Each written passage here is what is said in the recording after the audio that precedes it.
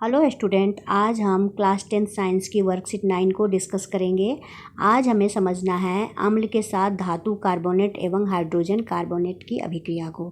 तो सबसे पहले हम अम्ल के साथ धातु कार्बोनेट की अभिक्रिया को समझते हैं। तो जो धातु कार्बोनेट होता है वो अम्ल के साथ मिलकर के लवण, कार्बन डाइऑक्साइड गैस और जल, ये 3 चीज़ें देता है।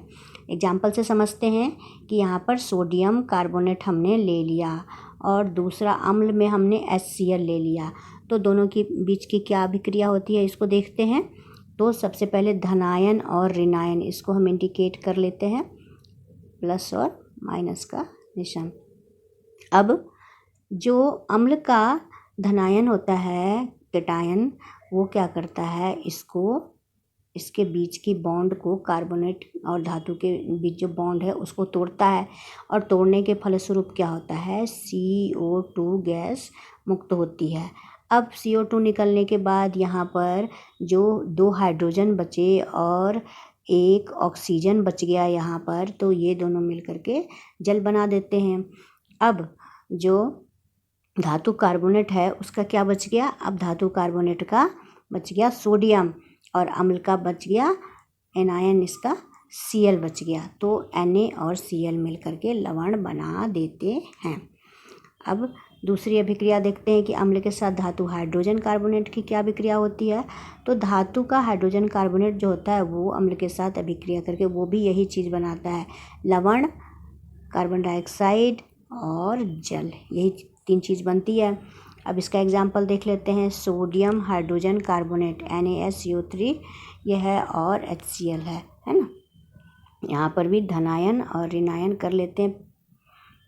अब यहाँ पर भी यही होता है कि जो अम्ल का कैटायन है वो इनके बीच की बॉन्ड को तोड़ता है।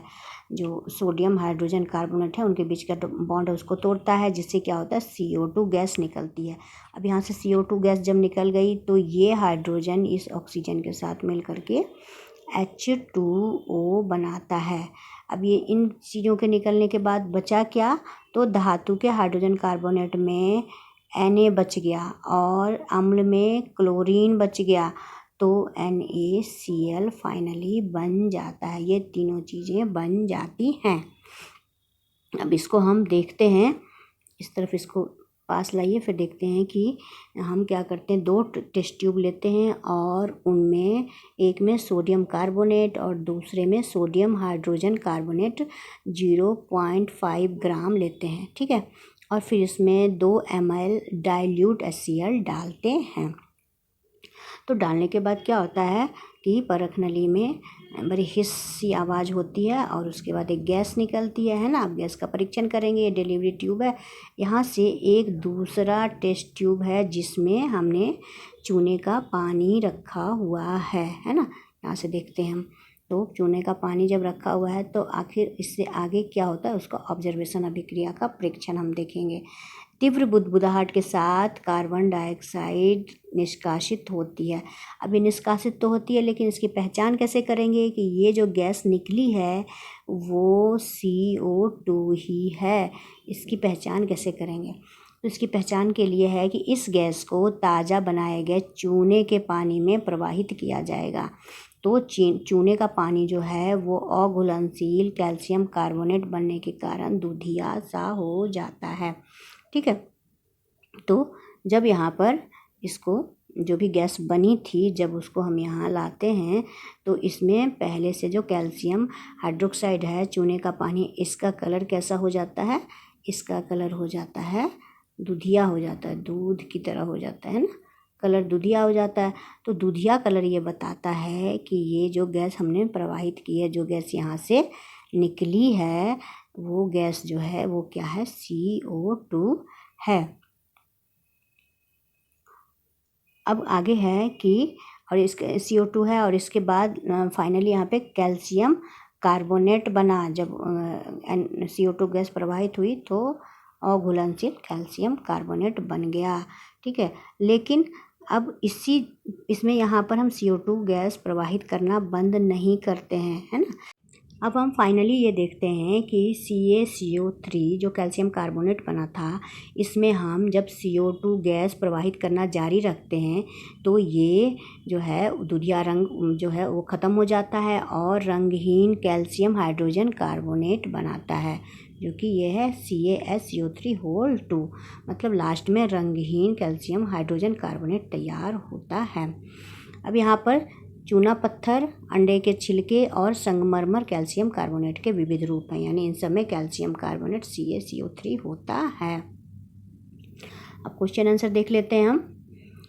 पहला है निम्नलिखित रासायनिक अभिक्रियाओं के समीकरण लिखिए। थोड़ा हम पास कर लेते हैं। MgCO3 मैग्नीशियम कार्बोनेट और इसमें HCl मिलाया है तो क्या बनेगा, इसको देखते हैं।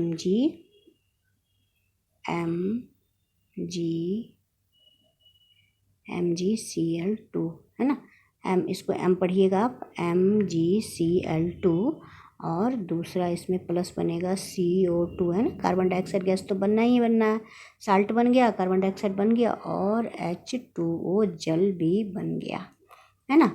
अब दूसरा है कि मैग्नीशियम बाइकार्बोनेट है ना, MgSO3 इसको HCl से मिलाएंगे तब क्या बनेगा, इसको हम देखते हैं। ये बनेगा MgCl2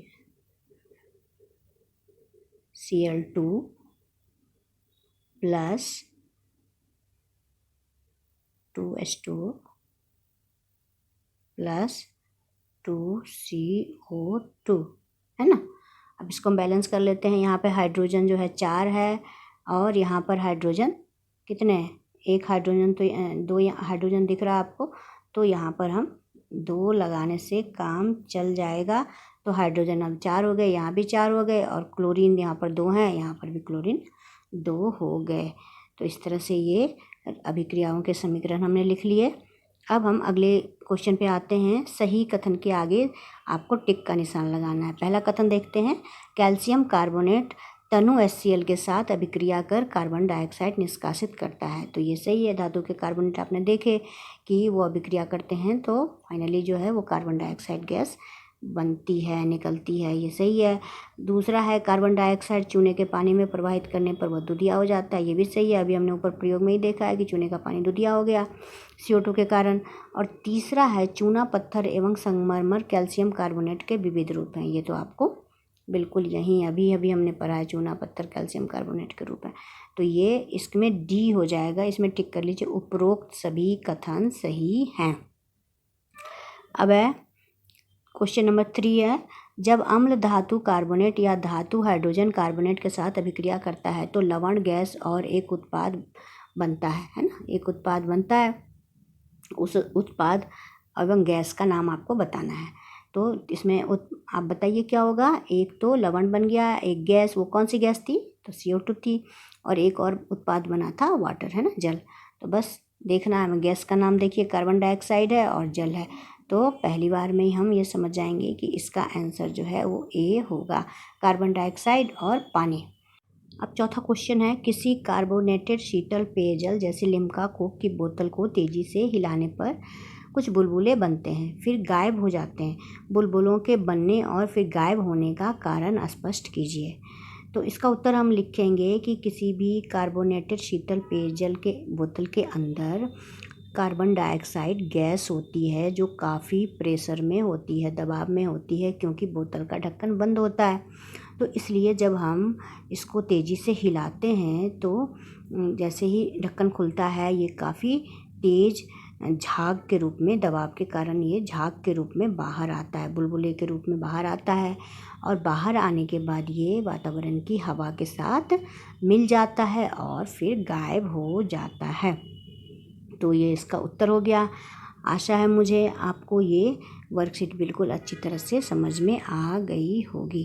थैंक यू।